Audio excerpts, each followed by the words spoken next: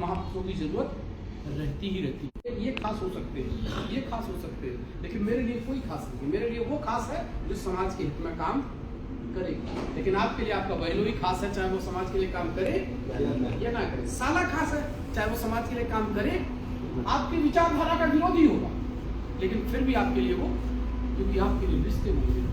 इसलिए हमारे पुरखे कहते हैं कि मानव कल्याण के लिए कुछ ऐसे लोग आगे आए जिनके लिए रिश्तों से ऊपर क्या हो, समाज विचारधारा हो, मानव कल्याण की भावना हो, जो काय से ऊपर हो, वो रिश्तों से और जाति से ऊपर, वो मानव कल्याण के लिए। ऐसे लोगों को हमको अपने समाज में से तैयार। अच्छा, कौन चाहता है कि बिरसा मुंडा जी ने अच्छा काम किया? कौन कौन मानता है? मानते हैं। बाबा साहब ने अच्छा काम किया, कौन कौन मानता है? कांसीराम साहब ने अच्छा काम किया, कौन कौन मानता है? तो अब ये कौन कहता है कि मैं अपना एक बेटा कांसीराम की तरह इस मिशन के लिए? महान है ना वो, तो महान बनाना चाहते हैं कि नहीं हम अपने बच्चों को?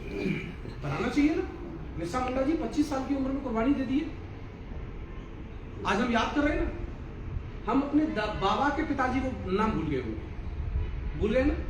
बाबा के बाबा का नाम तो बता नहीं सकते 80% लोग, 90% लोग बाबा के बाबा, लेकिन बिरसा मुंडा जी को याद किए, ज्योतिबा फुले को याद करते हैं, साहू जी महाराज को याद करते हैं, संत कबीर को याद करते हैं, रविदास जी को याद करते हैं, बुद्ध को याद करते हैं, सम्राट अशोक को याद करते हैं, टाटिया मामा गीत को याद करते हैं। क्यों? क्योंकि इन्होंने परिवार के लिए नहीं किया काम। किसके लिए किया? समाज के लिए, मानव कल्याण के लिए। तो चाहे कि हमारे परिवार में एक बेटा ऐसा पैदा हो जिसको सदियों तक याद किया जाए। बताइए, बाबा साहब भीमराव अम्बेडकर को अगर याद करते हैं तो माँ भीमा बाई की याद आती है कि नहीं आती? उनके पिताजी सतपाल जी को याद करते हैं कि नहीं करते कि उनके घर में एक ऐसा महानायक पैदा हुआ। तो हमें भी तो महानायकों का बेटा बनने का, पिता बनने का मौका मिलना चाहिए।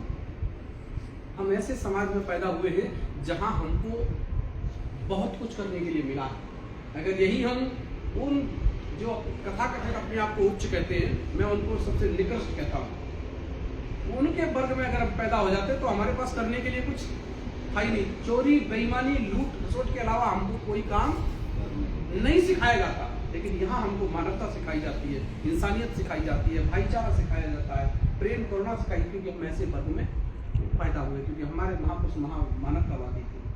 तो हमको घरों में चित्र लगाना है बाबा साहब भीमराव अम्बेडकर के, ज्योतिबा फुले का, बिरसा मुंडा जी का, लेकिन चरित्र कैसा बनाना है?